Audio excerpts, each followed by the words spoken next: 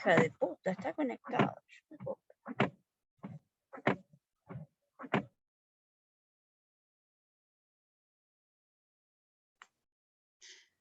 Perdón, Mirna, el vocabulario, por favor. Tenías el micrófono abierto.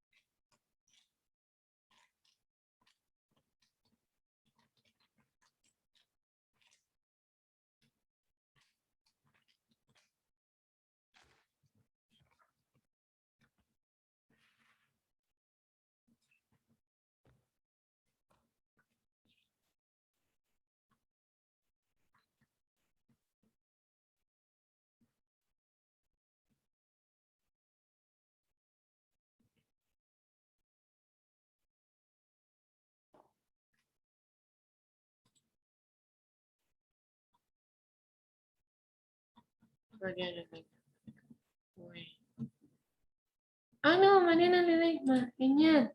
Me gusta más que la otra. Me termino las demandas. Profesora.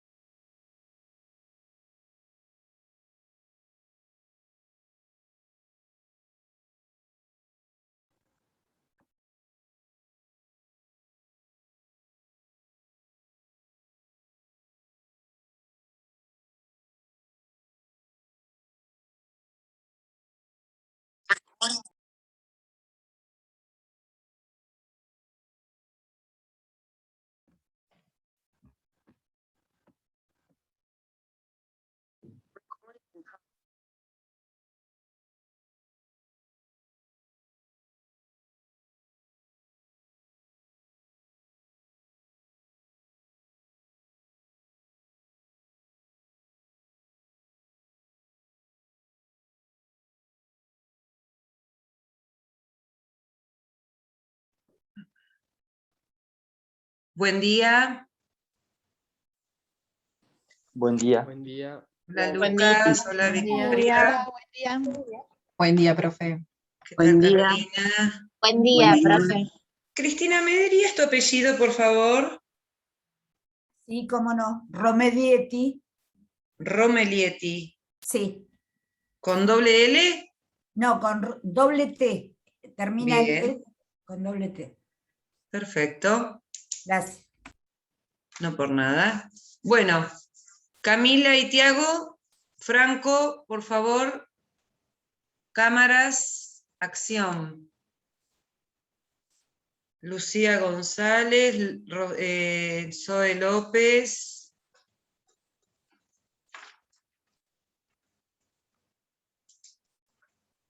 Franco Roseló, por favor, cámaras. Buenos días. ¿Cómo le va, profe? ¿Cómo estás, Franco?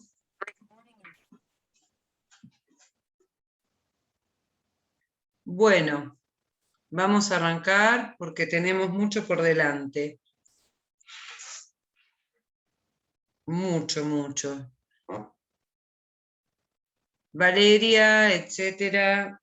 Bueno, cuando pase asistencia yo ya he visto quién es. Ya, Zoe Panebianco también está. Excepto algunas que ya me han escrito.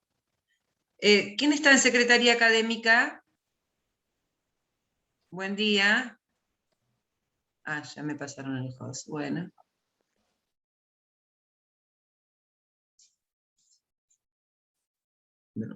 Bueno. Bueno, vamos a comenzar, vamos a continuar en el día de la fecha con el tema de demanda. Pero primero quisiera escucharlos a ustedes más o menos cómo van con la asignatura en sí. Es decir, pueden ubicarse en el proceso o de la manera que se va dictando la asignatura, tienen algunas confusiones, no logran entender o comprender, ubicarse realmente en el proceso, porque luego todo esto que van aprendiendo, que parecen compartimentos estancos, ustedes lo van a tener que asimilar en un todo, es decir, en la línea procesal, desde esa etapa de mediación prejudicial obligatoria, la interposición de la demanda, la contestación de la demanda, dependiendo, vamos a ir a lo que dice el Código de Procedimientos y luego vamos a Justicia 2020, ¿no? Porque sabemos que Justicia 2020 no se aplica en todos los juzgados, que fue una planificación excelente para poder unir a los 25 códigos de procedimiento civil y comercial que existen en todo el país, pero bueno, es algo que es un protocolo al cual han adherido algunos juzgados y otros no. Entonces, vamos a lo que dice nuestro código, porque Justicia 2020 no vino a derogar la letra del Código de Procedimiento Civil y Comercial. Entonces tenemos lo que les dije, la mediación prejudicial obligatoria, la interposición de la demanda, la contestación de la demanda, existiendo hechos controvertidos y conducentes, la apertura a prueba, la producción de la prueba, la certificación del plazo probatorio, etcétera. Todo eso ustedes van a tener que ir siguiendo una línea una línea que no la tienen que perder durante esta primera etapa, porque se ven nociones generales que ya las habrán visto con la doctora Jiménez Bauer, como por ejemplo actos procesales, nulidades. Claro, y vuestras cabezas dicen, ¿dónde pongo todo esto? ¿Dónde ubico todo esto? La competencia, que no es un dato menor. Y entre medio de todo esto venimos e introducimos el Protocolo de Justicia 2020 y todas las acordadas de la Suprema Corte de la Provincia de Buenos Aires, que parece que la Suprema Corte, lo voy a decir con un poquito más, lo voy a decir con las palabras que corresponden, la Suprema Corte en esta época de pandemia, desde el año pasado, se ha puesto a legislar a través de las acordadas. Entonces, todo esto viene, ustedes tienen que aprender notificaciones electrónicas que sí están dentro de nuestro Código de Procedimientos Civil y Comercial de la Provincia de Buenos Aires con la reforma de la 14142 de hace ya largos años, pero las acordadas de la Corte vinieron a modificar determinados actos procesales, dónde se notifican, cómo se notifican, etcétera, etcétera. Así que bueno, todo esto, por eso les pregunté a ustedes cómo estaban, y me gustaría saber realmente cómo se sienten, porque luego hay que pasar a la etapa, que también, como repito siempre, es una etapa de aprendizaje, que es la del examen. Entonces, si pueden ir ordenando todo esto en vuestras cabezas, muchísimo mejor, y que nos lo digan, nos lo hagan saber en clase, para que nosotros podamos, de alguna manera, reforzar determinadas cuestiones que, aunque parezcan, no, esto, ¿cómo voy a preguntar esto? Como digo siempre, ¿cómo voy a preguntar esto? Seguramente es una tontera, o seguramente está en el libro, después lo encuentre, después lo entienda. Con mi grupo de compañeros, que sé que tienen su WhatsApp y se pueden ayudar, bienvenido sea. Pero si no, voy a decir algo, utilícennos, para eso estamos, utilícennos. Lo que no comprendan, no es que seamos las fuentes del derecho procesal, pero imagínense que llevamos largos años dando esta asignatura, y bueno, algo sabemos, algo sabemos. Entonces, utilícennos, no dejen para la instancia examinadora decir, yo esto no lo había entendido, no lo explicó así, me hubiese gustado saber más. Siempre digo, el estudiante que puede preguntar es el que ha leído previamente, el que ha recursado, o el que tiene una habilidad que dice, bueno, yo con este tema lo puedo manejar. Dicho esto, los escucho, porque parezco monologuista. ¿Alguna pregunta? ¿Algo que me quieran aportar, que podamos mejorar antes de seguir adelante? ¿Nada? ¿Vienen súper bien? Yo Bueno, le puedo comentar algo. Sí, Carolina, te escucho. Sí, me siento ubicada en los pasos del proceso, lo voy siguiendo, lo comprendo, pero me cuesta un poco ubicarme con el tema de las notificaciones, justamente lo que estaba explicando recién, de cómo tengo que estudiarlo. Voy a estudiar lo del Código Procesal, pero cuáles son las acordadas, cuáles casos, pareciera como que hay muchas excepciones, pero en provincia sí, en nación no. Supongo que, bueno, que tengo que leer, profundizar más en eso, pero eso es lo que a mí me está costando. Bueno, yo voy a partir de lo siguiente. En realidad, notificaciones sí tienen que saber lo que ha dispuesto nuestro Código de Procedimiento Civil y Comercial hace rato en su reforma, que nombré la ley, que si mal no recuerdo es el artículo 143 y 143 bis del Código de Procedimientos Civil y Comercial de la provincia de Buenos Aires, que se habla de los distintos medios de notificaciones que tenemos, además del 135 que sigue vigente, que es la notificación por cédula, ¿no? Pero claro, el mecanismo de la notificación por cédula, que no se desvirtuó, ¿no? Lo que adoptó es otro medio. La notificación por cédula, algunos de los actos procesales que enumeran los incisos del 135, se pueden notificar de manera electrónica, pero hay otros que no, como el traslado de la demanda. Pero acá viene Carolina con algo, a interpelarnos con algo muy interesante.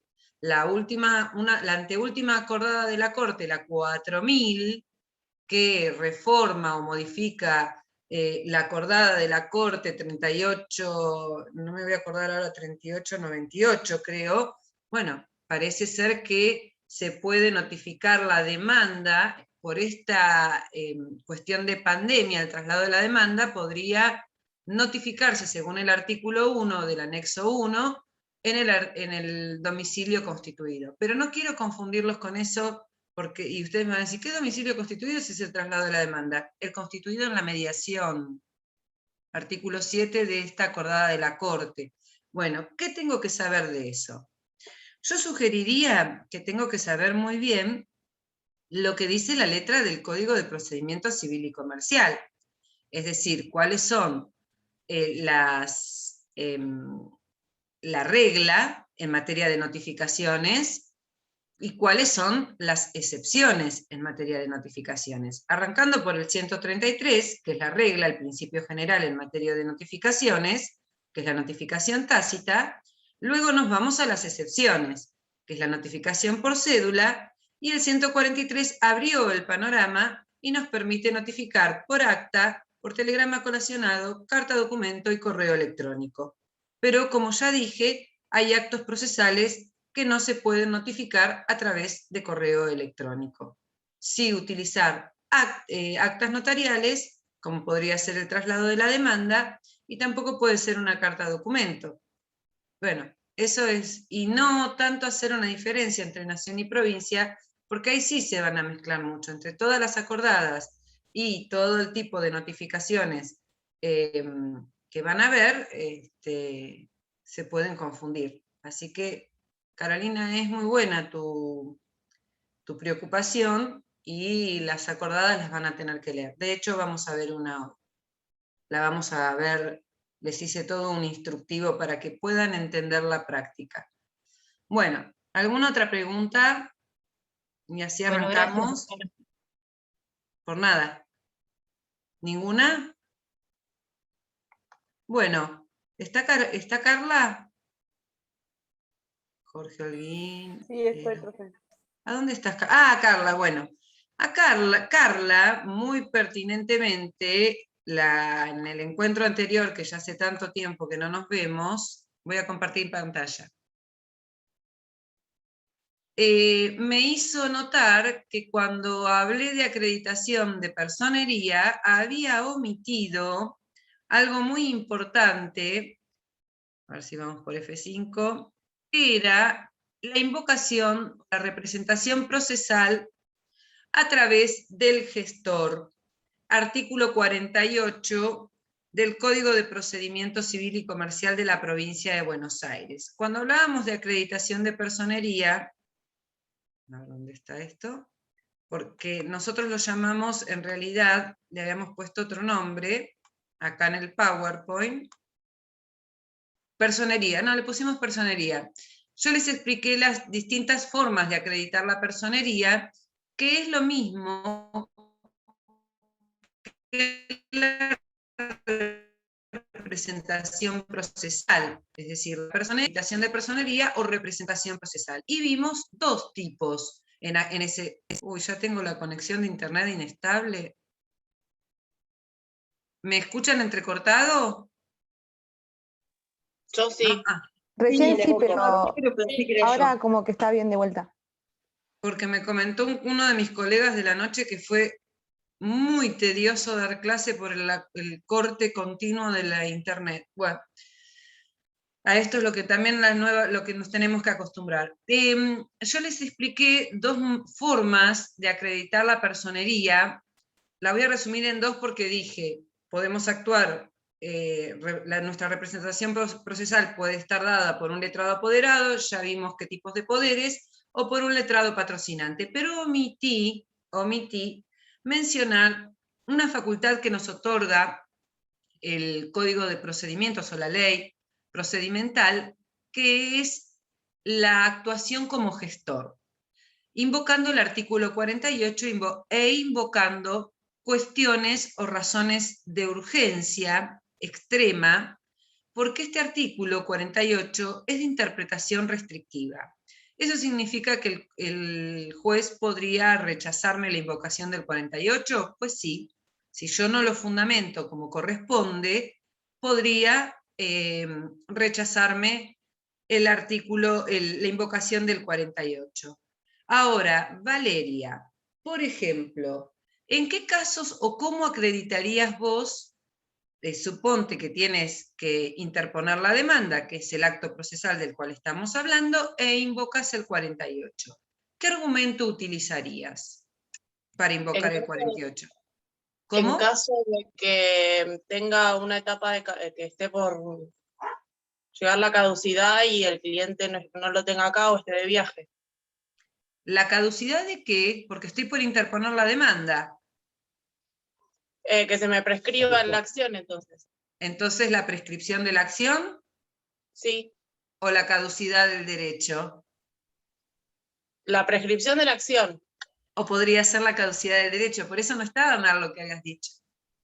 Pero no es la caducidad en sí durante la sustanciación del proceso. Bien, ella podría acreditar muy bien, Valeria, podría invocar que está por acontecer la prescripción de la acción, o muy bien poder acreditar que está por acontecer la caducidad de un derecho y que su cliente no se encuentra en la ciudad o que por razones de tiempo no llegó a otorgarle el poder, e invocar este artículo 48.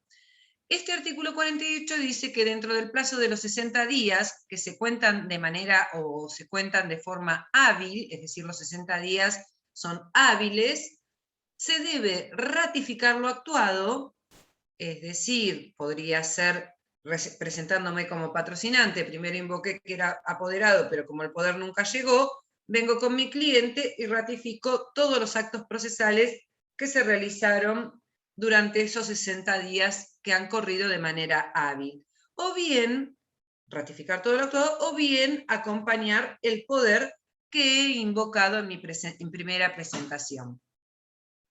En caso de que yo no cumpliese con esta ratificación o con esta acreditación del poder dentro de los 60 días hábiles, lo que va a acontecer son dos cosas muy importantes. La nulidad de todo lo actuado,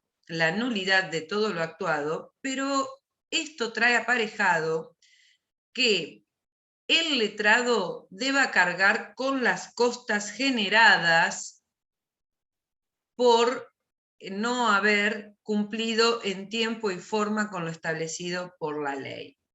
Es decir, acá las costas se le imponen al letrado interviniente por si ha generado algún daño o algún perjuicio en su cliente, así que tienen que tener mucho cuidado cuando invoquen el artículo 48, más que nada en contar los plazos, porque como es un plazo muy extenso el de los 60 días, pueden que ustedes jueguen con el tiempo y de repente pasaron los 60 días. Durante la sustanciación de un proceso acontecen tantas situaciones que todavía no hemos entrado a ver, que puede pasar que estos 60 días hábiles expiren y no hayamos ratificado o no hayamos acompañado el poder correspondiente. Entonces, acontecerá la nulidad de todo lo actuado hasta el momento de que alguien me pida la caducidad, que va a ser la parte, me diga que ya se ha vencido el plazo de la invocación del 68, que me pida la nulidad de todo lo actuado, iba a decir caducidad, la nulidad de todo lo actuado, que puede darse, o también en algunos casos podría hacerlo el juez de oficio. Bien, ¿qué diferencia hay con nación? Nación es mucho más estricta con respecto a la invocación del artículo 48. Expresamente en el párrafo primero del artículo 46, si mal no recuerdo, del Código de Nación, dice que debe existir razones de urgencia que deben estar bien acreditados, es decir, los actos procesales deben ser urgentes y existan hechos o circunstancias que impidan la actuación de la parte que ha de cumplirlos. Es decir, es más estricto el Código de Nación y también con respecto al plazo, porque lo único que nos permite es dos situaciones que lo diferencia, u otra situación más que lo diferencia de provincia. Uno es que el plazo se acorta, es de 40 días hábiles, y el último párrafo del artículo dice que solo puede invocarse por una única vez, a diferencia de nuestro Código de Procedimientos de la provincia de Buenos Aires. Respecto a este tema, no quiero sobreabundar ni tampoco dedicarle toda la clase al artículo 48, quiero decirles que el Departamento Judicial de Mar del Plata ha tomado como criterio en algunos juzgados, por eso siempre repito que además del Código de Procedimiento deben saber el Código del Juzgado, que el artículo 48 sea nada más que invocado una única vez. ¿Por qué se adhirió a esto y esto surge de manera pretoriana porque no lo dice nuestro código? Porque en realidad se utilizaba el 48 invocándolo en reiteradas oportunidades y generando dilaciones, o mejor dicho, una actitud de poca colaboración procesal, de mala fe inclusive, porque yo sabía que se estaba venciendo el plazo del 48 anterior e invocaba un nuevo 48 y ahí estábamos con 60, 120, y se hacía una pérdida ya de la dimensión del tiempo que vino a poner coto la jurisprudencia diciendo, bueno, que se admita por una única vez, y no cada vez que diga razones de urgencia, mi cliente no se encuentra en la ciudad, cuando soy letrado patrocinante tengo que presentar, por ejemplo, una impugnación de liquidación, y necesito la firma de mi cliente, invoco el 48. Bueno, el juez no puedo hacerlo. Mar del Plata también ha limitado, el Departamento Judicial de Mar del Plata también ha limitado esta posibilidad que expresamente lo dispone el Código de Nación. Invocarlo por única vez. Sí. ¿Y qué pasa si no vuelve dentro de los 60 o 40 días? Como pasó en este último tiempo que hubo gente varada o que no podía volver. Cuando en un proceso se está por vencer, es decir, que hubo gente varada y no pudo volver, ¿invocarías razones de fuerza mayor, apartándote de la letra del 60, del 48, quiero decir? Sí, el tema es que el juzgado, como dice usted, lo tome. Y yo lo que haría, más que invocar este tipo de razones, de que la persona está varada, de que no ha podido volver, es que de alguna forma me haga llegar un poder. Claro. Porque ahí está en juego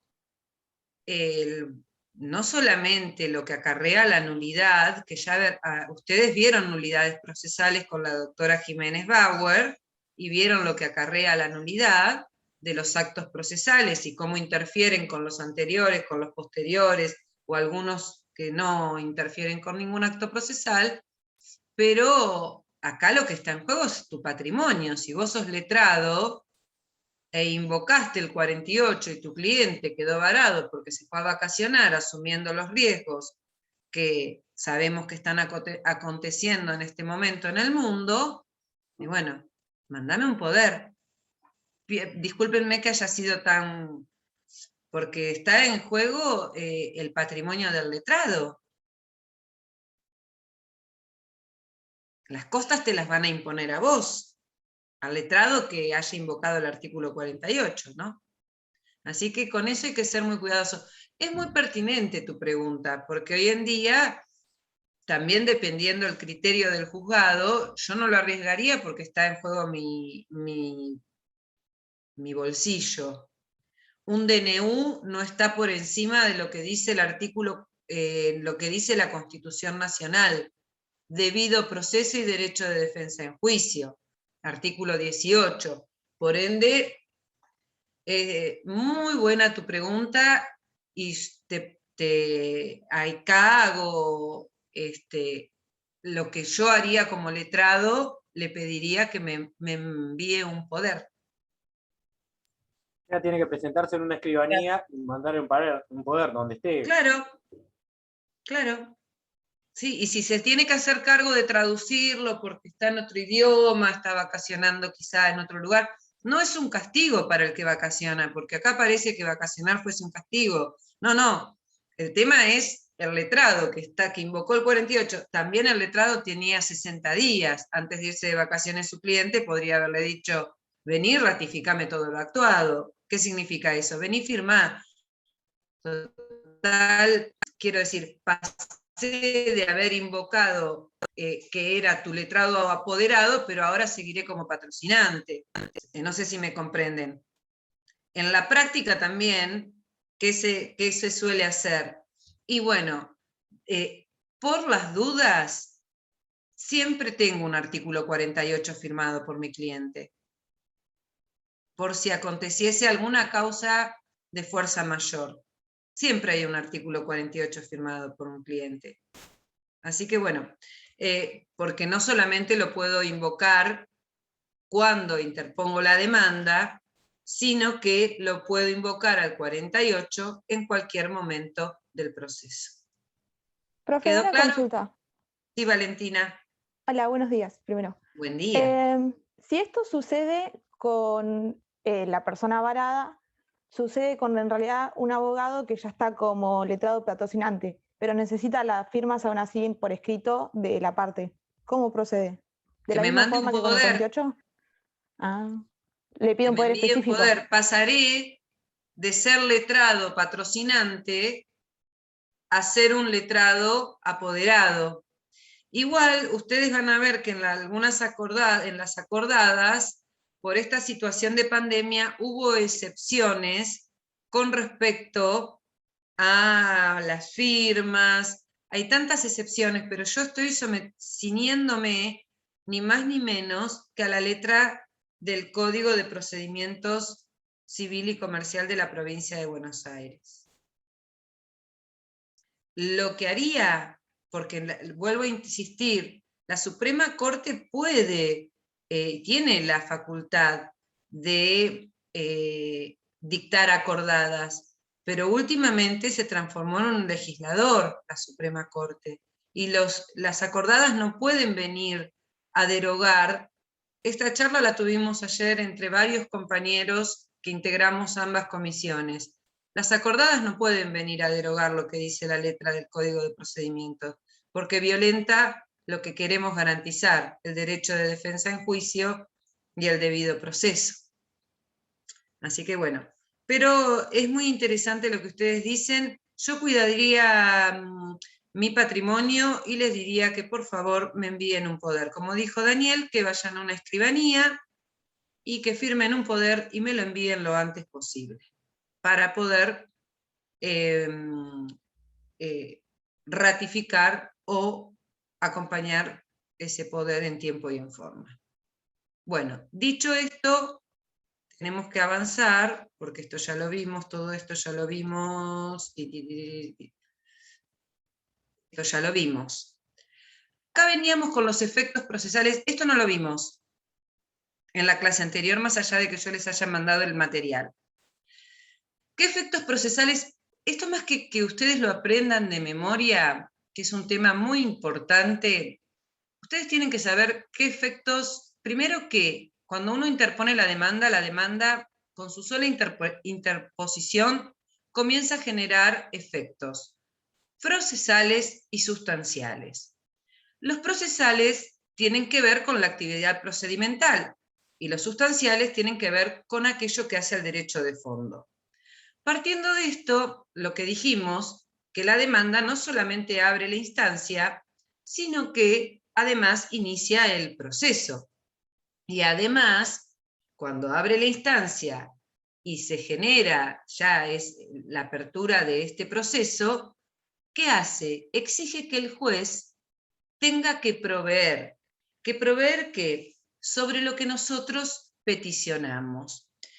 Y esto de proveer, ¿tiene que ver con ir a la fundabilidad de mi demanda? No, señores, provee sobre la admisibilidad de mi demanda, sobre eso va a proveer. ¿Y qué significará eso? Que va a dictar el primer despacho. Mi primer despacho podrá ser, previamente deberá cumplir con el pago de la tasa y la sobretasa, por ejemplo, ahí proveyó. O lo que nosotros estamos esperando es que nos diga, cuando el juez provea, por presentado, parte con domicilio procesal ilegal, con domicilio procesal y electrónico constituido, córrase traslado de la presente por el plazo de 15 días, debiéndose notificar y pone los artículos entre medio de las acordadas, etcétera, bajo apercibimiento de que si no se presenta en tiempo y en forma, se le podrá decretar la rebeldía al demandado. Eso es el proveimiento, el primer despacho que nosotros esperamos, en caso de que no sea justicia 2020, porque si no, ¿cuál será el primer despacho del juez? Nos va a llamar a la audiencia preliminar. Bien. ¿Qué sucede a partir de ese momento? Bueno, el actor debe instar la prosecución de las actuaciones. Esto tiene que ver con el principio dispositivo. Es decir, si el actor no insta, el juez no hace nada. Y si el actor no insta, ¿qué pasará? Y bueno, acá les voy a hacer una pregunta. El actor no insta la prosecución de las actuaciones. Solamente se ha quedado con la interposición de la demanda, porque a lo mejor la presentó porque estaba por prescribir la acción, pero no insta las actuaciones. Y mi pregunta es, a ver, Franco Artoni, Romina ya me explicó por qué no puede prender su cámara y yo se lo agradecí. Pero no me explicó Rocío, no me explicó Eros, no sé quién es PC1, así que todos los que estén ahí con sus cámaras apagadas, les pido que por favor las prendan. Bueno, Franco, te escucho. Me hacen perder el tiempo, perdón, Franco, me hacen perder el tiempo pidiendo algo que ya lo solicité el primer día de clase, el segundo, y ya ahora vamos por el tercero, y ya que no nos podemos ver en clase, nos tenemos que ver de esta forma. Vuelvo a insistir, Romina me explicó y obviamente está entendido por qué no puede prender su cámara. Ahora los demás no, y tendrán un ausente. Franco, vamos a la pregunta. Sí, no sé quién me va a hablar. No, yo, pero no escuché las preguntas. Claro, la No pregunta... sé si me la hizo. Sí, el tema en cuestión es el siguiente. Lo que pasa es que me hacen perder el tiempo con otras situaciones que son... La verdad que a esta altura estamos en la carrera... Bueno, y después de cursar ustedes 2 años y nosotros dar clases 2 años de esta manera, volver a pedir que prendan las cámaras es como tomarle el pelo al profesor. Y yo no estoy para eso.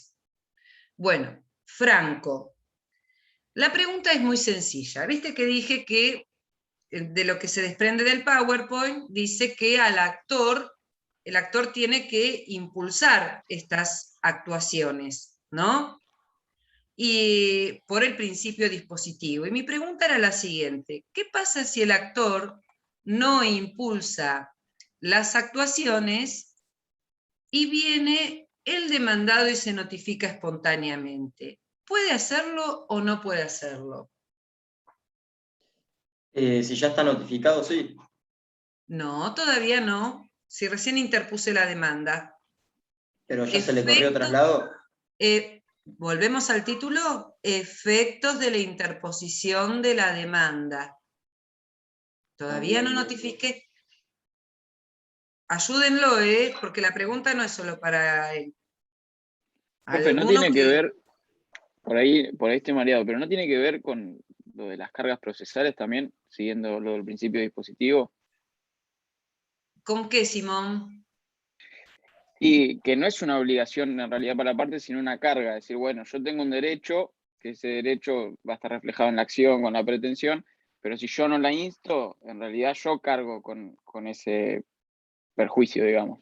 Claro, es pero, decir... profe, sí, perdón, Pilar. pero ¿para Sí, qué iniciaría un proceso si después no voy a incitarlo, digamos? ¿Instarlo? Instarlo, perdón. No hay problema, estamos para aprender el vocabulario. Es un vocabulario prescripción. muy técnico, es para aprenderlo. Y puedo haberlo hecho al solo efecto de interrumpir la prescripción y después, ahora voy a utilizar, me quedé esperando porque tengo mucho trabajo, porque era una demanda que en realidad la interpuse por esto, pero todavía no me senté a estudiar bien el caso, la interpuse para impedir que prescriba. y la dejo, la presenté, yo ya cumplí No da la la prescripción. posibilidad de ampliarla. ¿Cómo? No da la posibilidad de ampliarla o de Muy cambiar bien, Valeria, muy bien. ¿Qué pasa? Pasa lo siguiente, ¿puede venir el demandado a notificarse espontáneamente? La jurisprudencia lo ha tomado como positivo, perdón, la jurisprudencia lo ha admitido a que el demandado venga y se presente espontáneamente. Ustedes no se olviden que nosotros venimos ya de una mediación prejudicial obligatoria, y si no llegamos a un acuerdo, el demandado sabe que tiene una demanda que le van a interponer. Bueno, pues el demandado puede venir a notificarse espontáneamente. Ahora bien, eso, ¿qué hace? Que como el actor interpuso la demanda y no instó el proceso, se pierde la posibilidad que le da la ley de ampliar, modificar o transformar, ampliar. La jurisprudencia ha dicho que si se trata de montos se puede ampliar. Lo que no podría ampliar es el objeto de la pretensión, pero siempre que se trate de montos, sí. Es decir, se perdió la posibilidad de modificar o cambiar la demanda, porque el límite establecido es el 331. Esa era la pregunta de razonamiento. ¿Debe instarla? Sí, debe instarla. Volvemos al PowerPoint. Bueno. ¿Qué es esto? Bien. La competencia del juez queda fijada para el actor. Bien, una vez que el actor interpone la demanda, para el actor queda fijada la competencia. A partir de ese momento, ¿qué ha perdido el actor? Ha perdido la posibilidad de recusar sin expresión de causa. Una vez que interpone la demanda, pierde la posibilidad de recusar sin expresión de causa. Ahora bien, la competencia queda fijada para el actor. No obstante ello, el juez podrá inhibirse si se considera que no es competente para entender en este asunto. ¿Quedó claro hasta acá? Sigo entonces. Delimita el objeto del proceso.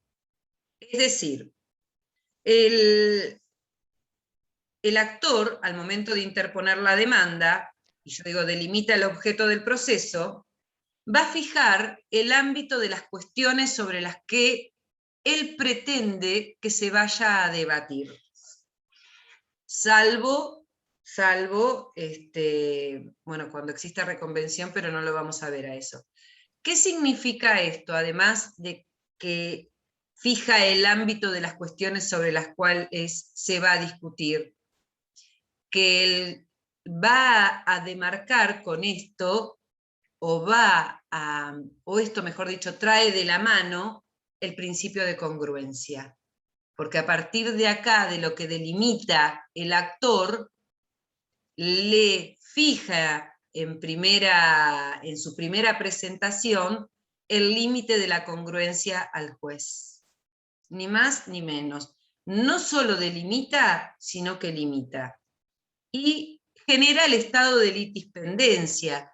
Da la interposición de la demanda genera el estado de litispendencia. Porque no puedo ir a otro juzgado, presentar otra demanda pensando que va a ser más favorable, porque conozco el criterio del juzgado, va a ser más favorable presentarla en otro juzgado, la demanda, porque ya el estado de litis, con la misma causa, mismo objeto y mismas partes, porque ya se ha generado el estado de litispendencia.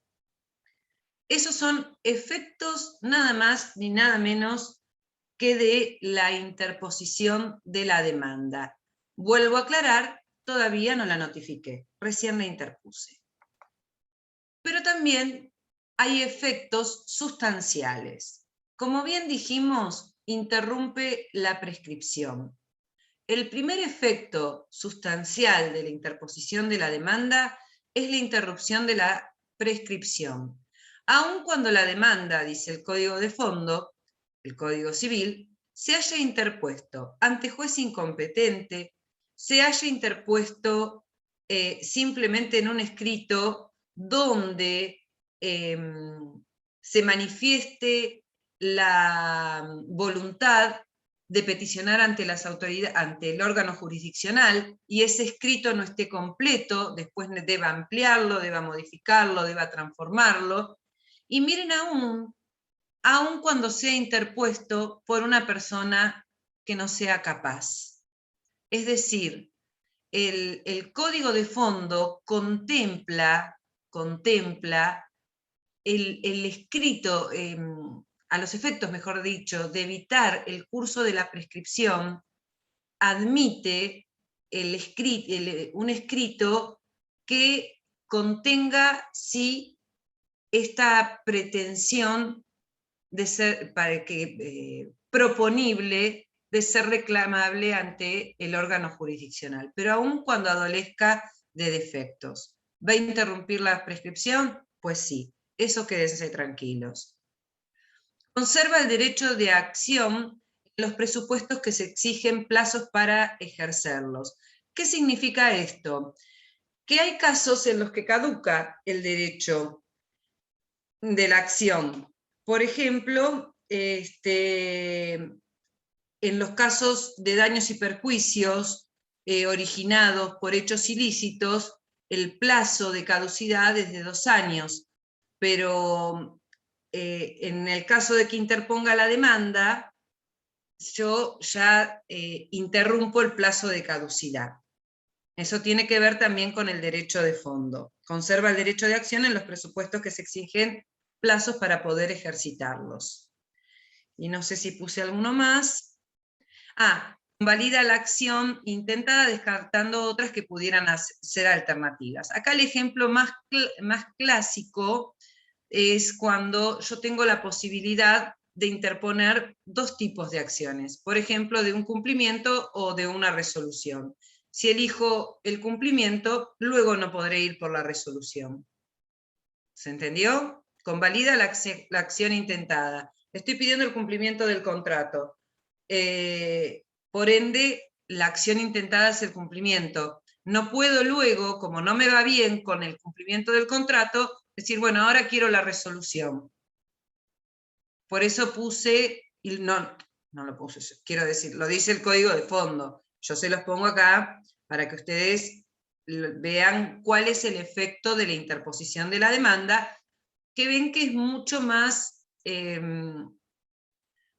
podríamos utilizar rígido con respecto al derecho de fondo, porque en el derecho procesal, que es una herramienta que nosotros podemos manejarla, quizá pueda haber cuestiones que las podemos discutir, pero acá el derecho de fondo nos encajona en estas cuestiones que son insoslayables, si me permiten esa palabra, ¿no? Ahora sí notificamos la demanda. Comienza a tener y a generar efectos la notificación de la demanda. En primer lugar, procesales, como en el caso anterior, que acá ya, no, acá es el demandado, no es el actor. Me equivoqué en el slide, puse el actor tiene la carga, no, es el demandado, perdón. El demandado tiene la carga de oponer excepciones previas, comparecer y contestar la demanda. Lo que quise poner acá, eso me fue por apurada, es que ya el actor, una vez que notificó la demanda, no tiene cargas procesales, más allá de instar o pedir el decreto de rebeldía en caso de que fuese necesario. Pero acá el que comienza a tener cargas procesales es el demandado. Gossaini no lo llama cargas procesales, le llama facultades procesales. Es discutible, o mejor dicho, esta acepción de carga y facultades ¿hace a la distinción? Sí hace a la distinción, porque una cosa es tener una facultad y otra cosa es tener una carga. ¿Y cuál es la diferencia? Y no son obligaciones, ¿eh?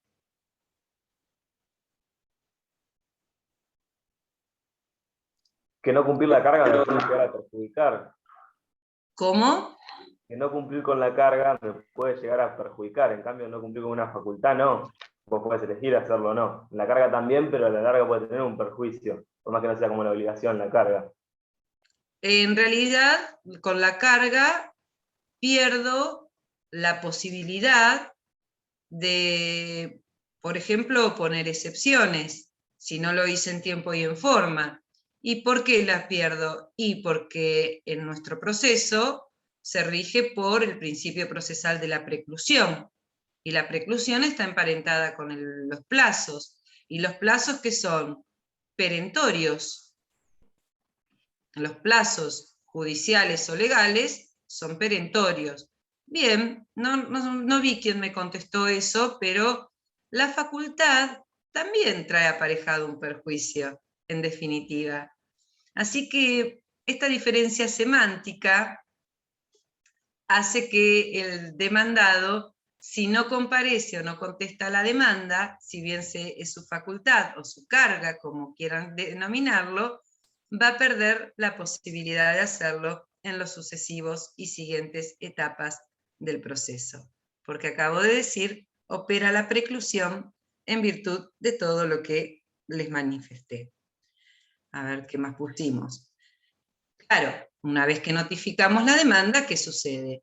El actor ya no podrá modificar o cambiar la demanda, pero sí podrá ampliarlo si ha realizado la reserva en su escrito inicial, más que nada cuando se trata de montos que se van a devengar durante la sustanciación del proceso.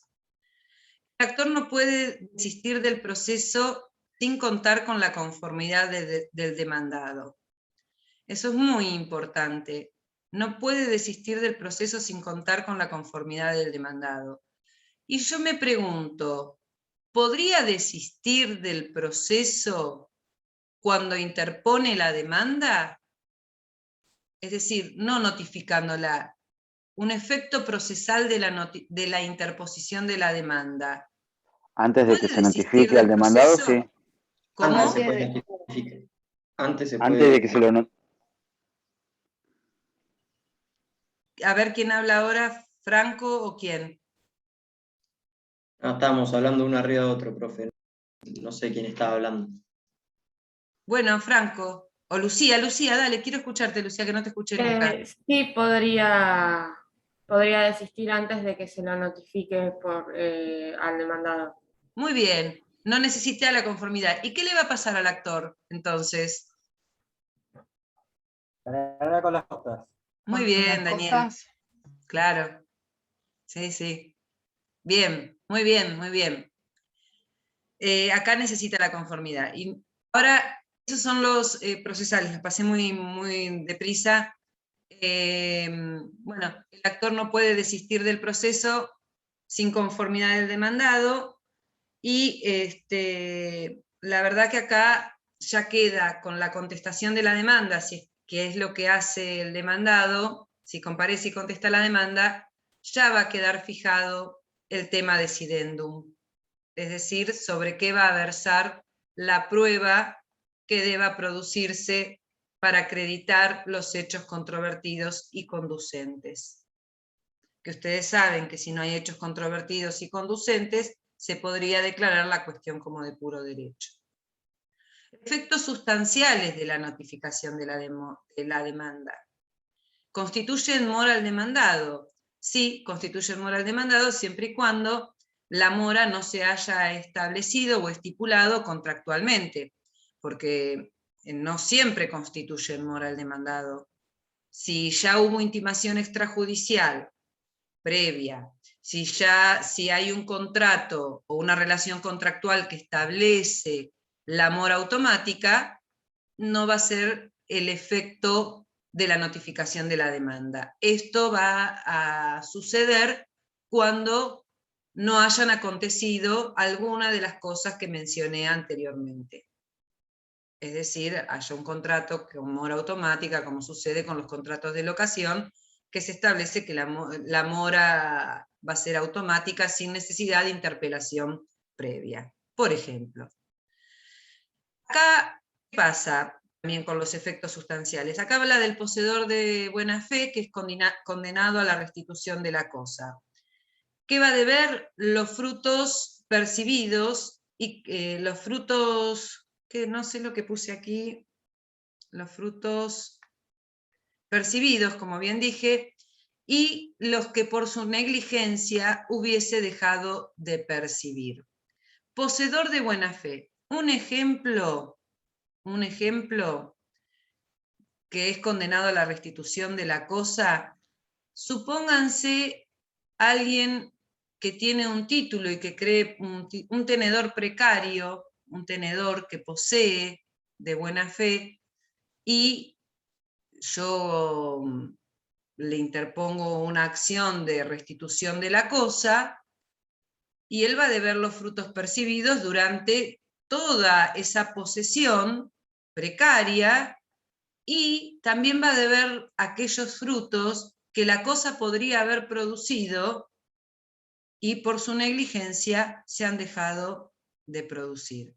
¿Podríamos dar un ejemplo gráfico para no ir a cuestiones que puedan confundirlos? Vamos a un ejemplo gráfico.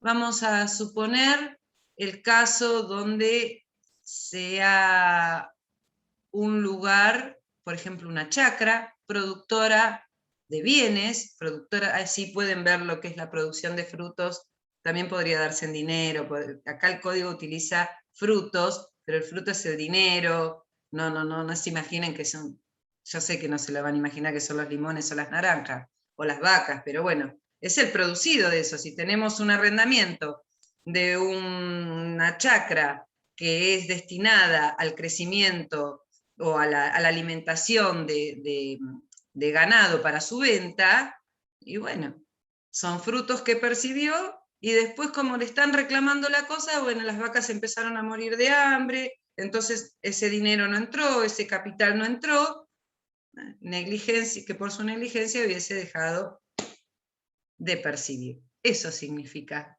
Lo di con un ejemplo más gráfico para que puedan tenerlo en cuenta. Y determina la fecha desde cuál se considera es poseedor de mala fe, a partir de la notificación de la demanda.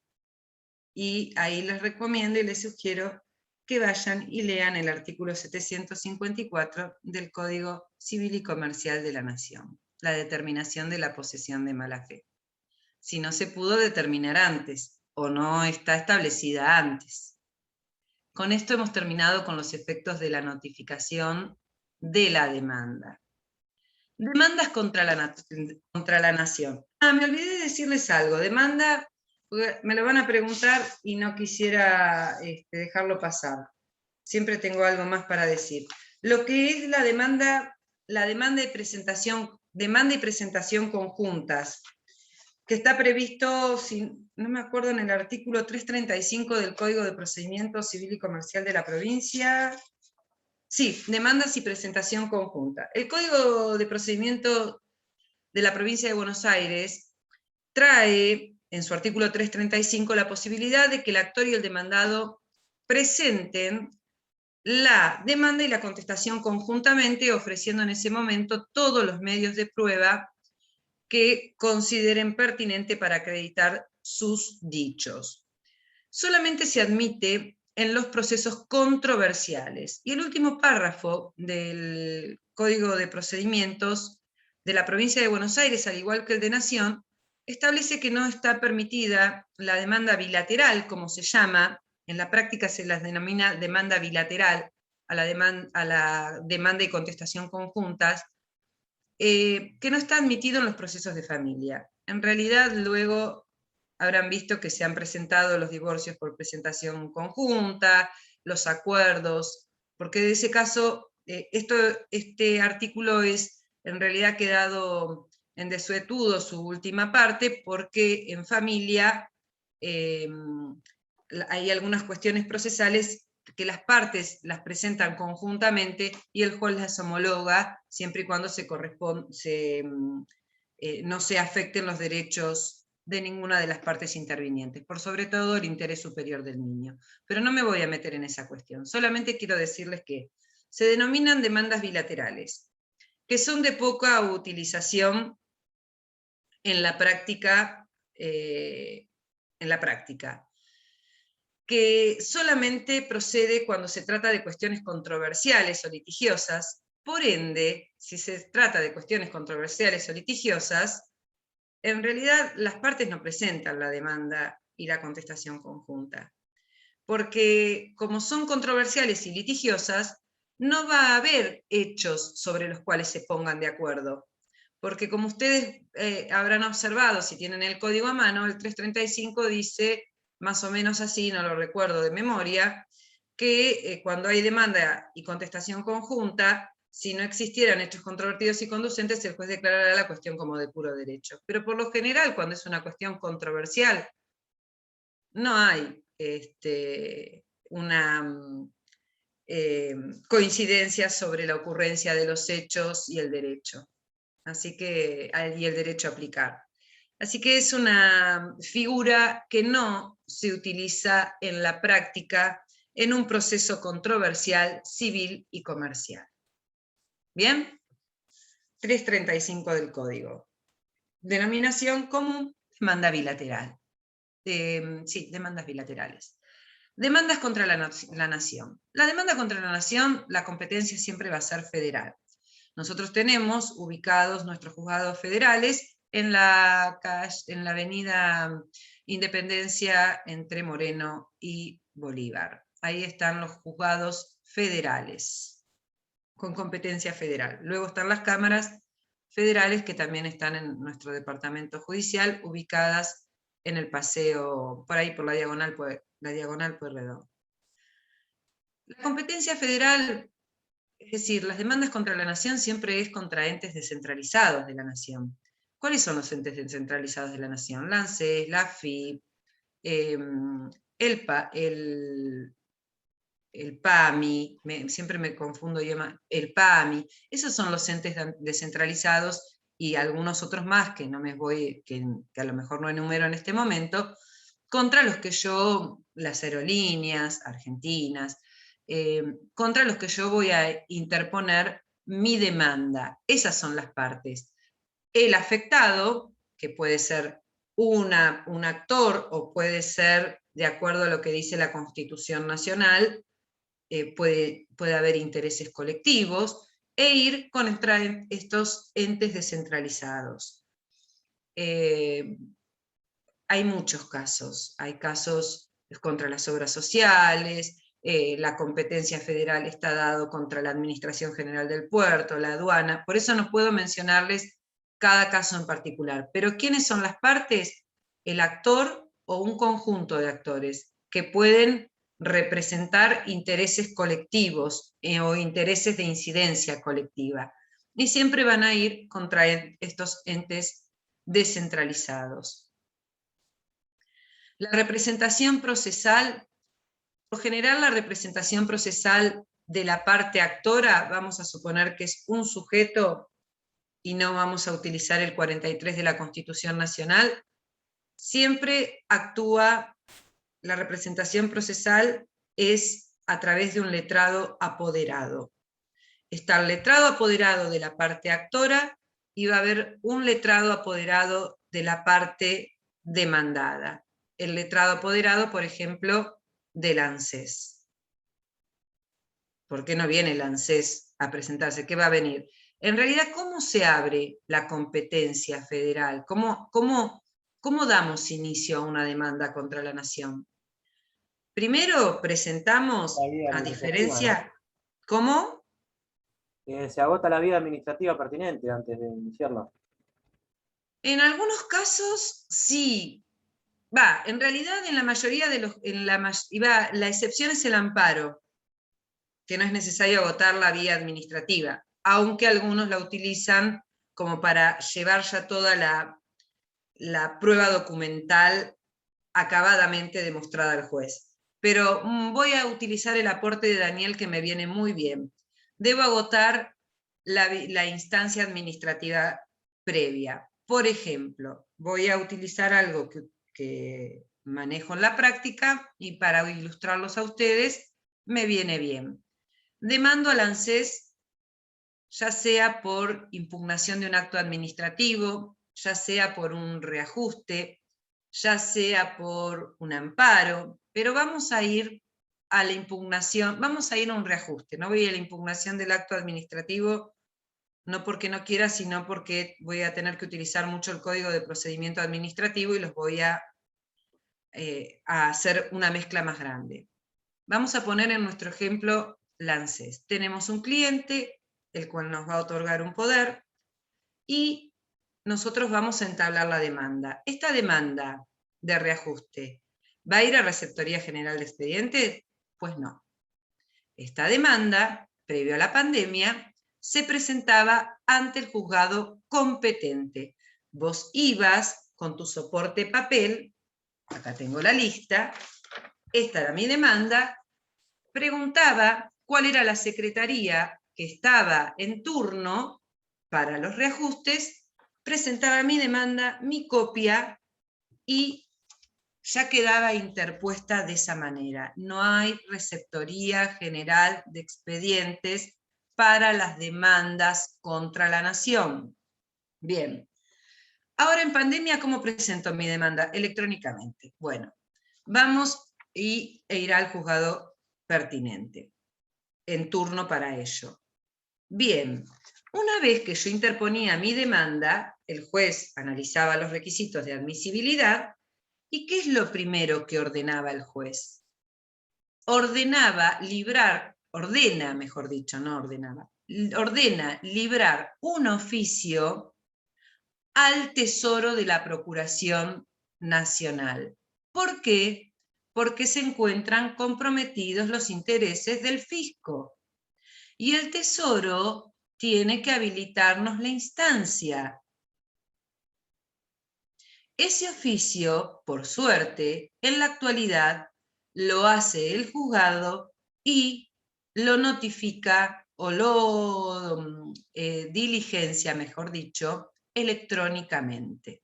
Entonces es más ágil. Antes teníamos que el juzgado nos ordenaba la realización del oficio, hacer el oficio, dejarlo a confronte y después diligenciarlo nosotros a Buenos Aires. A Capital, al procurador.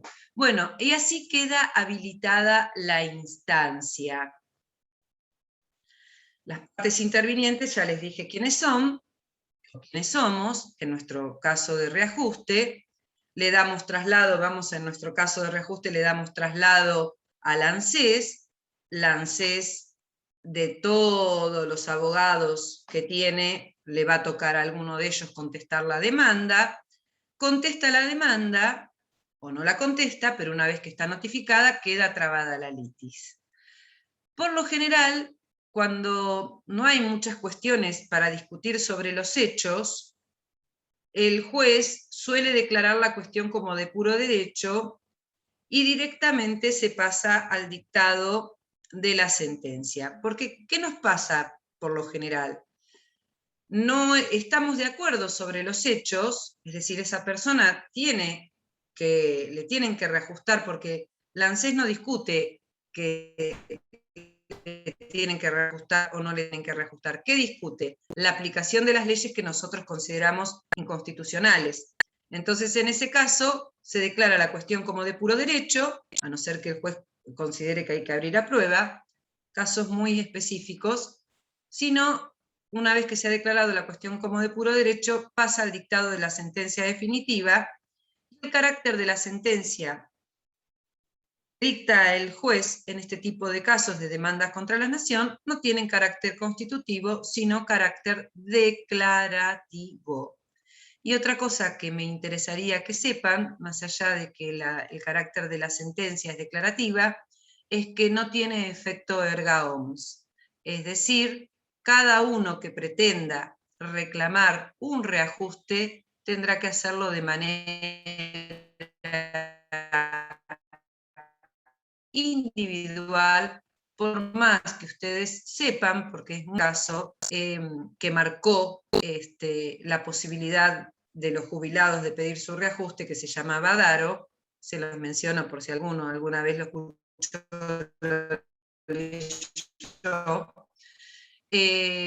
no pudo el juez, no pueden los jueces, más allá que fundamenten su sentencia en ese caso, más allá, me sigue inestable ahora sí, bueno, más allá de que fundamente su sentencia, no solo en leyes, sino en la jurisprudencia dictada por la Corte Suprema de Justicia de la Nación, no puede dictar una sentencia con efecto erga omnes, sino solamente entre partes. ¿Ese es Así el que está. consiguió el 82% móvil? ¿Cómo? ¿Es el que consiguió el 82% móvil? El 82% móvil, sí. Badaro sí. Después vinieron muchos otros casos resonantes, pero también, esto también lo podemos hacer extensivo a los amparos. Les voy a dar un caso que a lo mejor ustedes quizá, algunos eran muy chicos, o no algunos lo recordarán, algunos que les gusta más la historia, la política o algo, lo recuerden. Yo no dudo de mis estudiantes que van a saber de los que les estoy hablando. Cuando fue el corralito financiero, aparte tampoco pasaron tantos años, cuando fue el corralito financiero del año 2000, donde quedaron el patrimonio de aquellos que habían ahorrado en sus cajas de ahorro y no podían de ninguna manera sacarlos, retirarlos, mejor dicho, esa es la palabra más adecuada, el mecanismo utilizado para poder recuperar ese patrimonio, ese dinero, fueron las acciones de amparo. Y algunos con otras herramientas que ya las van a aprender cuando veamos medidas cautelares. Y el juez López, que es un juez federal de acá, el juez Eugenio López, juez federal del juzgado número 4 de nuestro departamento judicial, la verdad que con un muy buen criterio, como todos reclamaban lo mismo, dicta una sentencia declarativa con efecto erga omnes. Es decir, para a todos aquellos que habían ahorrado y tenían su dinero en cajas de ahorro, a todos que se les devuelva el dinero. Lo hicieron volver hacia atrás. Tuvo que dictar sentencia por sentencia. No le hicieron lugar al efecto erga omnes, sino entre partes. ¿El mismo juez que quiso declarar la inconstitucionalidad de la ley del aborto? Es el mismo juez que quiso declarar la inconstitucionalidad de la ley del aborto. Sí, muy bien. Lo tenés presente al juez entonces. No, porque fue conocido hace poco. Sí, sí, fue conocido hace poco. Sí. Bueno, acá... Profe, disculpe. Sí, Valentina. Perdón, de nuevo. Entonces, por más No. de que sea un conjunto de actores y representen intereses colectivos, tampoco tiene efecto erga omnes. En ese caso sí, cuando es en intereses ese caso colectivos sí, pero acá perfecto. cuando son interpartes no, por eso dije interpartes. Cuando son intereses colectivos sí. Muy bien. Igual está bien tu pregunta y para alguno que a lo mejor en mi relato haya quedado confundido, viene bien tu aclaración. Muy bien tu aclaración. Traslado de la demanda. El traslado de la demanda, no sé qué hora es. Ah, estoy re bien. Bueno, de acuerdo al artículo 135, inciso primero, el traslado de la demanda debe notificarse por cédula. En realidad, cuando uno realiza el traslado de la demanda, es porque el juez la ha admitido y lo que hace, como les dije con el primer efecto procesal, proveer, citar para que comparezca el demandado y lo emplaza. Citar a la comparecencia para que con sus facultades pueda contestar o poner excepciones, todo lo que ya veremos oportunamente en la clase siguiente, y el emplazamiento va a ser de acuerdo al tipo de proceso. El emplazamiento será por 15 días, de acuerdo a lo que dice el 337, porque habla de proceso ordinario, será por 10 días cuando es sumario, o 5 días cuando es sumarísimo. En realidad, eso significa comparecencia y emplazamiento. Ya sabe lo que le sucede en esa citación, el demandado sabrá cuál es lo que trae aparejado su falta de comparecencia en tiempo y en forma. que es nada más ni nada menos que poder solicitarle el decreto de rebeldía. El 338 directamente o específicamente habla de cómo debe ser la citación al demandado. Y la citación al demandado va rodeada de determinados formalismos para poder garantizar el derecho de defensa en juicio y el debido proceso. Acá coinciden la mayoría de los autores, o por no decir todos los autores, coinciden en que el demandado debe estar debidamente citado para poder ejercer su derecho de defensa. ¿Y qué nos dice el 338? Que la demanda debe ser entregada en la persona del demandado. ¿No se la puedo dejar a otra persona que dice ser de la casa? No, no. Ejemplo, me llega una demanda, el traslado de una demanda a mí. Atiende uno de mis hijos y le dicen, vengo a notificar del traslado de la demanda a Mariana Ledesma. No, Mariana Ledesma no se encuentra. ¿La puedo recibir yo, que soy su hijo? No, dígame en qué día y en qué horario puedo encontrar a Mariana Ledesma. Tal día y tal hora. Eso se denomina que el oficial notificador, que no les dije quién era el que tenía que hacer la diligencia, es el oficial notificador, debe dejar bajo apercibimiento de nulidad aviso de ley. Esto que yo les acabo de graficar como un cuentito, de que debe entregarla en la persona del demandado, y si no encuentra a la persona del demandado, debe proceder a dejar aviso de ley. El aviso de ley consiste en decir que va a volver tal día, en tal horario, que es cuando va a encontrar a la persona del demandado, que es lo que le han mencionado. Esto parece que les estoy narrando algo, yo sé que con un lenguaje coloquial, pero para que se entienda, pero es lo que debe transcribir, ni más ni menos, el oficial notificador en la cédula, que concurrió tal día a tal hora, fue atendido por alguien que dijo ser de la casa y que dejó aviso de ley que iba a volver en tal día o tal fecha, tal hora, etcétera, etcétera.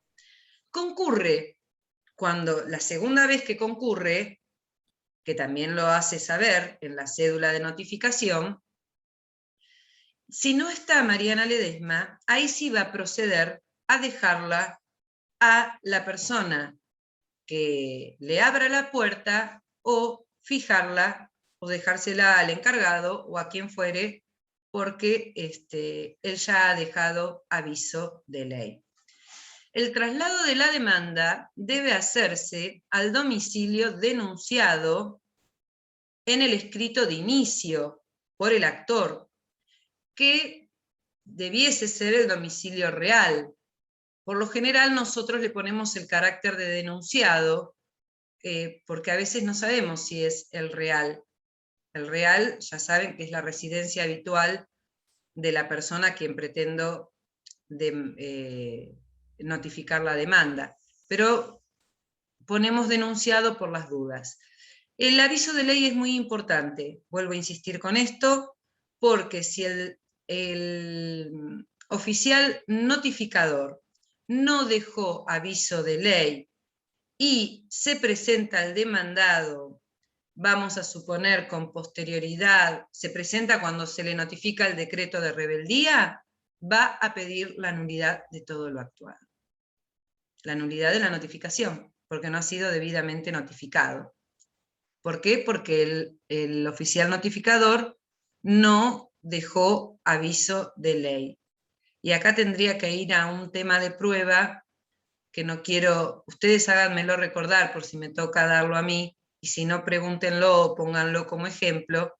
¿Qué pasa cuando el oficial notificador no dejó aviso de ley, dejó el traslado de la demanda en la persona que dice ser de la casa, y luego viene el demandado, porque a lo mejor la persona que dice ser de la casa no es de la casa, es alguien con quien tiene una enemistad manifiesta, etcétera, etcétera. Viene el demandado y pide la nulidad de todo el actuado. ¿Habrá que citar a ese oficial notificador? Y sí, Hay que citarlo. Ahí, como el oficial notificador es un funcionario público, ese instrumento para poder pedir la nulidad de todo el actuado se tiene que redarguir de falso. Ya lo van a ver, pero esto se los digo para que lo recuerden cuando vean redargución de falsedad en los instrumentos públicos. Esto es un instrumento público. La cédula de los dichos del oficial notificador, que es un funcionario público en ejercicio de sus funciones, lo convierten en un instrumento público. Bien, dicho esto de cómo se hace el traslado de la demanda, la citación del demandado, qué pasa si no comparece, ya sabe que si no comparece, no solamente se le puede decretar la rebeldía, sino que además todo el resto de las resoluciones judiciales se notificarán de conformidad al artículo 141, que es en los estrados del juzgado. Así que eso es lo más importante, creo. Porque después hay algo que también se los voy a mencionar, cuando es el demandado con domicilio fuera de la jurisdicción provincial. En realidad esto ya ha quedado también un poco fuera, cuando es el traslado de la demanda no, cuando son otras resoluciones. Cuando es el traslado de la demanda, debo hacerlo por cédula. Ahora vamos a la acordada, pero vamos a lo que dice el código primero. Debo hacerlo por cédula de acuerdo a la ley 22.172, si mal no recuerdo. El artículo dice, el 339 habla de oficios, pero en realidad no se notifica por oficio a un demandado con domicilio fuera de la jurisdicción provincial. Se lo notifica por cédula, y nosotros antes en la práctica tribunalicia le llamábamos cédula de extraña jurisdicción, porque no va a la oficina de mandamientos y notificaciones de nuestro departamento judicial, sino que hay un gestor que la va a diligenciar en otra jurisdicción. Y en este caso, cuando el demandado se encuentra fuera de la jurisdicción provincial, el artículo 340 nos remite al 158, que habla de la ampliación automática del plazo. ¿Qué significa? Que para contestar la demanda se le va a ampliar el plazo en virtud de la distancia. El 158 creo que dice un día por cada 400 kilómetros o fracción que no baje de 200, y entonces cuanto más lejos esté, tendremos que sacar la cuenta de cómo se amplía el plazo para contestar la demanda. Bueno, ya Franco no sabe cómo sentarse porque tiene sueño. Nada, no doy más, profe, ya. ¿Es aburrido todo esto? No, no. ¿No? ¿Qué vas a decir? No, interesante, pero... A esto es lo interesante. Cómo de todo lo que les expliqué hasta ahora con el Código de Procedimientos, tenemos en esta época pandémica, esta acordada 3997 del 2020 que modifica el artículo 8 de la acordada 3845 del 2017. La acordada 3845 del 2017 es la que habla ni más ni menos de las notificaciones y presentaciones electrónicas. Pero esta acordada 3997, que está utilizándose en este momento, que es la famosa cédula electropapel, electrónica y en papel, es la que se está utilizando en la actualidad para notificar el traslado de la demanda. Ahora, si post pandemia va a quedar, nadie lo sabe. Vuelvo a insistir, una acordada, que es la discusión que tuvimos ayer, no modificó ni derogó los artículos del Código de Procedimientos. ¿Qué pasa ahora?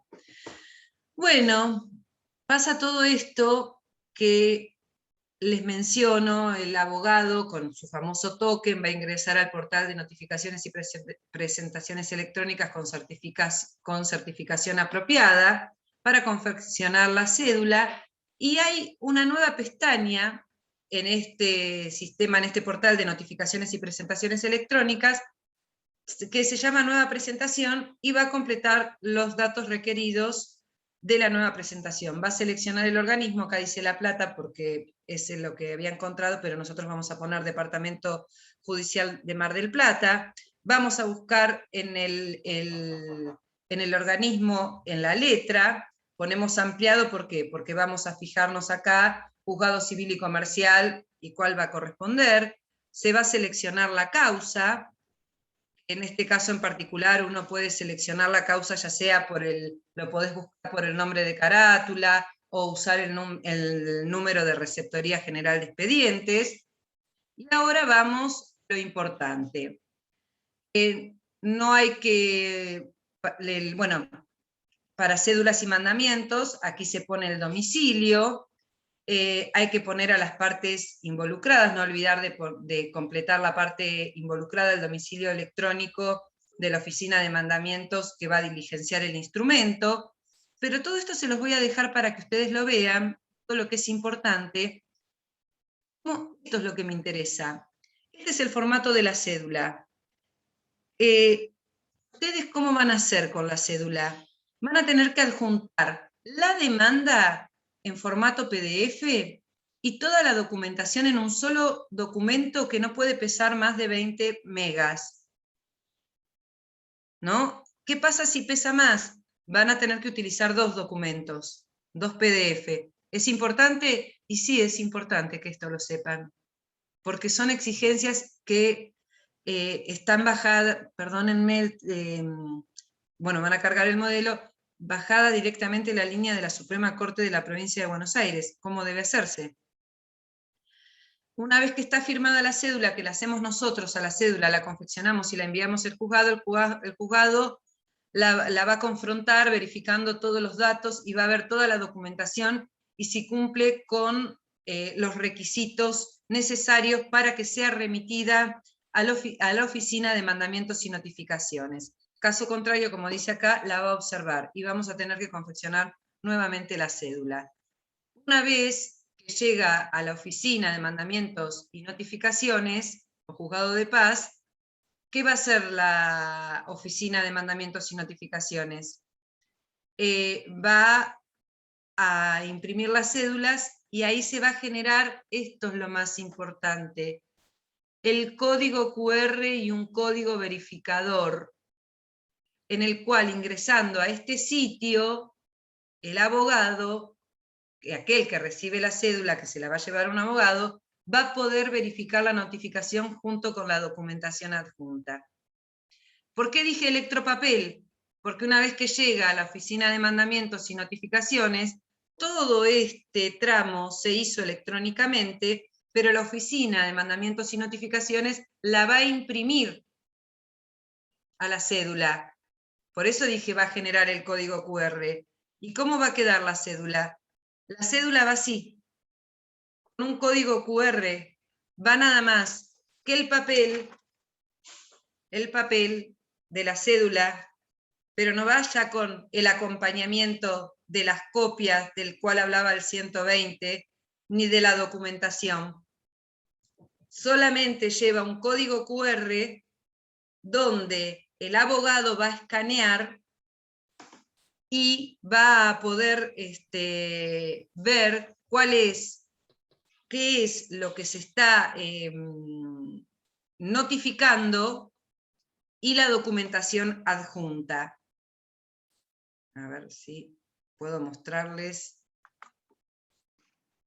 Se puede ingresar al sitio web. Lo primero que va a hacer el abogado es ingresar al sitio web. ¿Para qué? Para verificar que lo que dice el código QR es lo mismo que me dicen que me están acompañando como demanda y documental.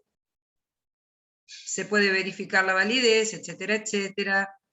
Bueno, se ven los archivos adjuntos de la notificación.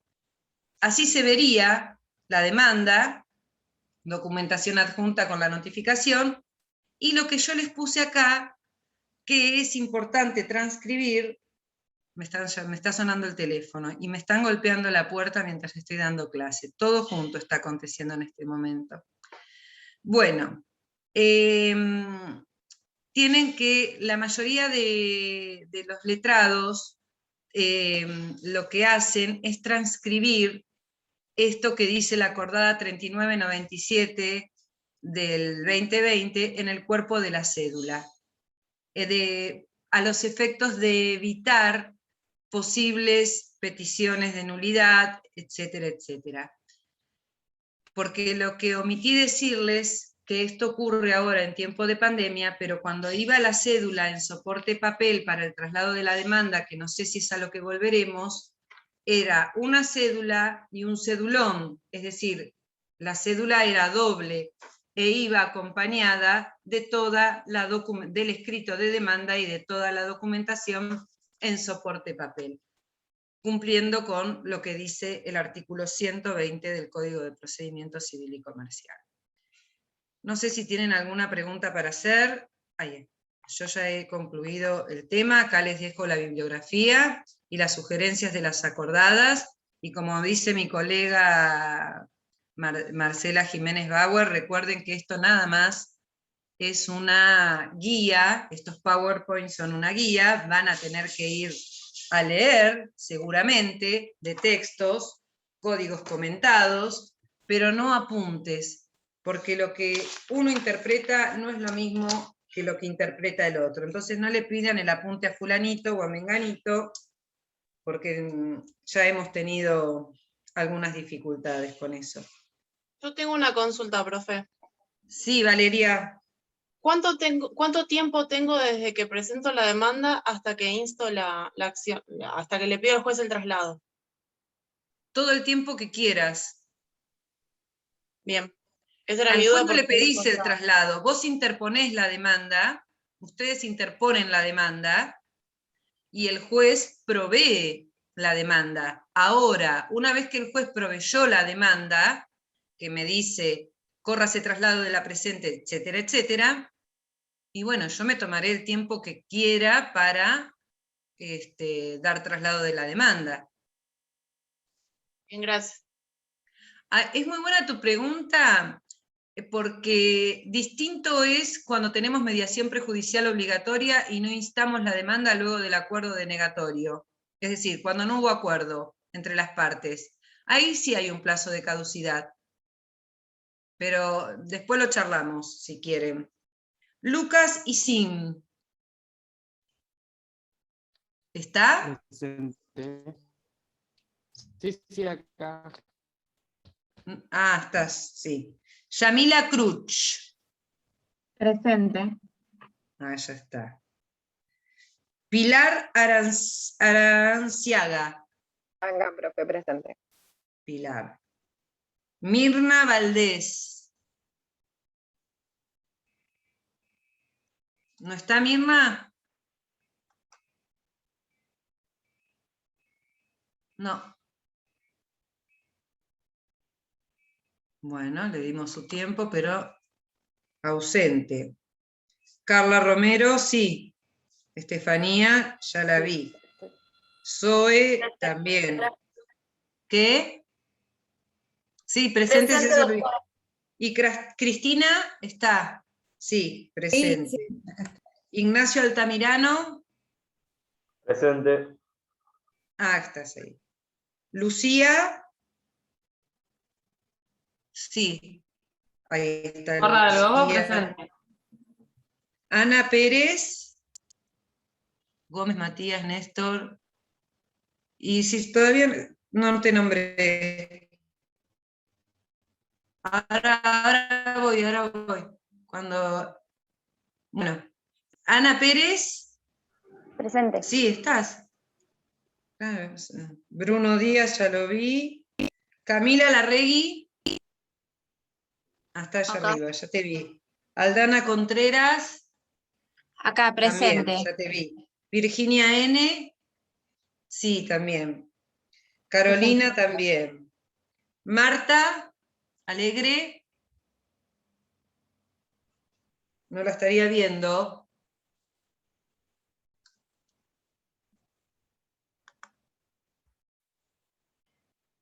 Marta no está. Marta se fue. Bueno, Yamila ya. Victoria Gamalio. Presente acá. ¿A dónde estás, Camila? Acá. Que no te veo. No sé si me ve. Ya te busco porque quiero verlos. ¿A dónde está Camila? Ah, Victoria, ¿no dijo? Ah, Victoria, sí. Victoria te conozco aparte. Simón también está. Presente, profe. Y Tiago Solari también está. Gianfranco Paniagua está. Mateo 10. Presente, Andersen. doctora. Andreasen.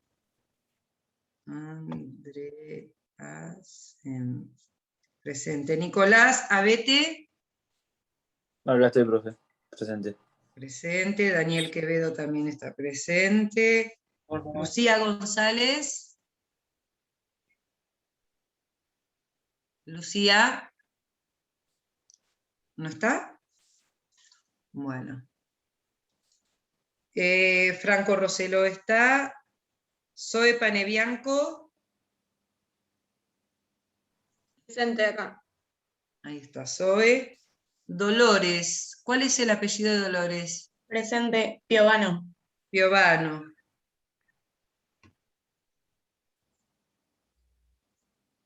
Y ahora me faltan todos. Los que ya nombré se pueden retirar. La próxima clase empezamos con contestación de la demanda.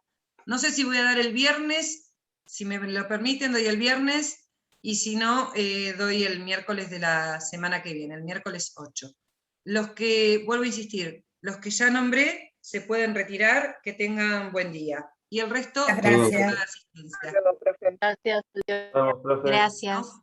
No, por favor. Buenos días. Lucía Porras, podés irte así. Lucía, podés, te nombré. No, a no ser que me quieras hacer una pregunta, ¿eh? No sabía si me habían nombrado, Sí, por eso me sí, quedé. sí. A vos te puse presente. Bueno, Rocío Belén Fiego. Rocío Belén Fiego, presente. Valentín Prieto. Prieto con una sola T. Presente. Gianluca Carnevale. Sí, buen día, doctora. Buen día. Presente. Pedro Rodríguez. Hoy no estás tan abrigado, Pedro. Que me quedó lo de... lo del primer día, se ve que tenías tanto sueño que... Bueno, hacía más frío también. Además, esta es una materia que congela. Pilar Freixas. Presente. Sí, presente. Juan Facó.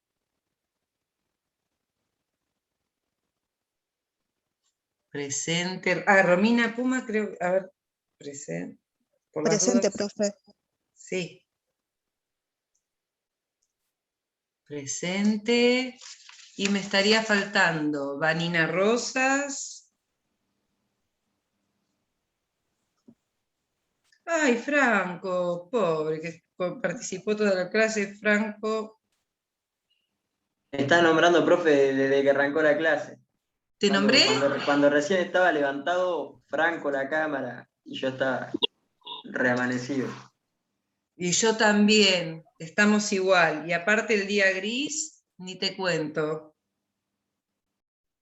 Bueno, profe, Amanecido. gracias. Sofía Villalba, presente.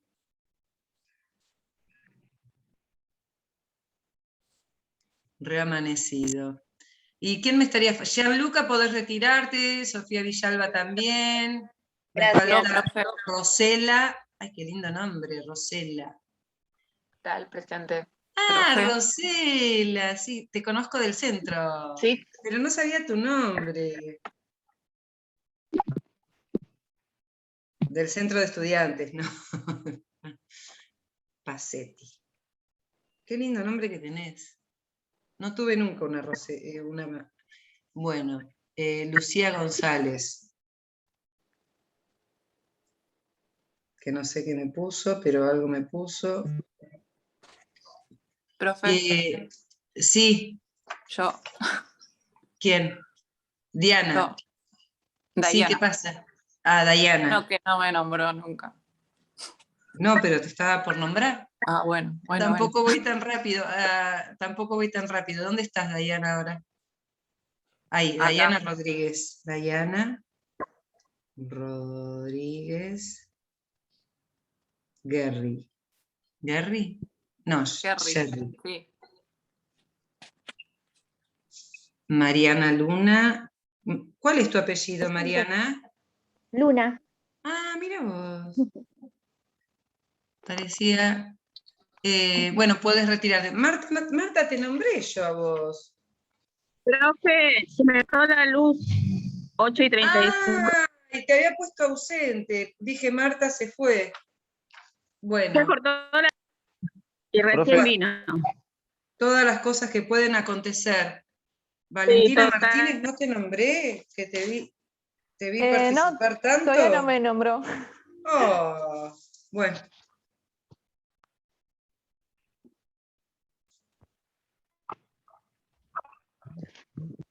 Presente, Jorge Holguín. Presente.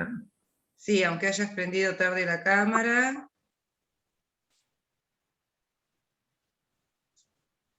Presente, Rocío Guido. No fuiste el único, ¿eh? Eros también. ¿Tenés algún problema con tu cámara? Mi teléfono anda bastante mal, ese es el tema. Ujú. Conseguí uno prestado ahora, pero no todos los días lo tengo. Recién se me había apagado encima. Pero bueno. Y y Valeria, que también... Valeria, ¿cómo es tu apellido? Antl, ANTL. Ah, pensé... Karen ya te puse, y Manuel me faltaba, y Lisandro Cubilla. Antl. Sí, ¿Así se así, pronuncia? así igual. Le quería Bien. comentar. Sí. Mi nene es 8:15, a veces me conecto más tarde. Ah, no hay problema. Y la otra es que yo me conecto con el celu por la cámara y sin cámara por la compu porque no veo el power, sino desde el celu. No hay problema, porque yo te veo y además sos muy participativa. Bueno, gracias. En realidad el grupo es participativo y me entretengo, Manuel Oliver. Pero sí, tus preguntas muy buenas. Y no me falta ninguna, Valentina Martínez, Manuel Oliver, Karen Gabilondo y Lisandro Cubillas. Muchas gracias, hasta la semana que viene. Ya les mando el resto del PowerPoint. Cualquier consulta profe. me escriben a mi mail. Háganselo saber a los que ya se retiraron. Disculpe, Sí. de nuevo. Última No, vez. no hay problema, no tengo problema. Después nos podrían avisar, aunque sea por el Classroom, a qué profesores vamos a tener en la semana, más que nada para ir llevando los temas al día. Porque a veces En realidad, cambian. la doctora Jiménez Bauer, creo que mañana jueves da su última clase. Luego tiene una licencia y los martes y jueves va a dar la doctora Nancy Arrieta. A partir de la semana próxima. Y el tema con la doctora Nancy Arrieta creo que da acumulación de procesos unidad 4, 3 y 4. Unidad 3 y 4 va a dar la doctora Nancy Arrieta. Y respecto a esto del miércoles y el viernes, fue nada más que un caso excepcional, pero lo que pasa es que yo quería continuar los viernes, dando miércoles y viernes a los efectos de que ustedes pudieran entender demanda, contestación y después enganchar la prueba. Pero bueno, si puedo, lo hago, y si no, dará Daniela el día viernes. Perfecto, ¿Está? gracias. Bueno, que tengan un buen día. Adiós.